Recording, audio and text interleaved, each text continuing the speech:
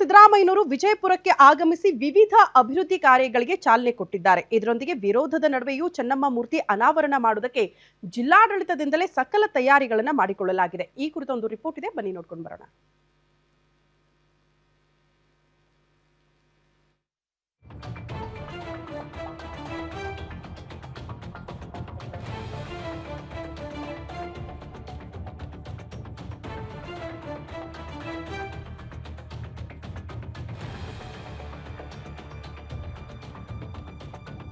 ಆಗಿದೆ ಇದೇ ವಿಚಾರಕ್ಕೆ ಸಂಬಂಧಪಟ್ಟಂತೆ ಕಾನೂನು ಹೋರಾಟ ಮಾಡಬೇಕು ಅಂತ ರಾಜ್ಯ ಸಚಿವ ಸಂಪುಟ ನಿರ್ಧಾರ ಮಾಡಿದೆ.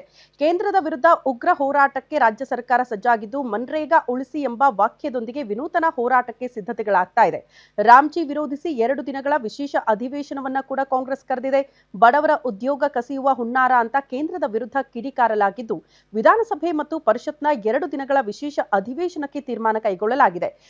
ರಾಮ್ಜಿ ಕಾಯ್ದೆ ಬಗ್ಗೆ ಸುಪ್ರೀಂ ಕೋರ್ಟ್ ಮೊರೆ ಹೋಗೋದಕ್ಕೆ ನಿರ್ಧಾರ ಆಗಿದ್ದು, ಜನತಾ ನ್ಯಾಯಾಲಯದಲ್ಲೂ ಕೂಡ ಹೋರಾಟಕ್ಕೆ ಕೈ ನಾಯಕರು ನಿರ್ಧಾರ ಮಾಡಿದ್ದಾರೆ.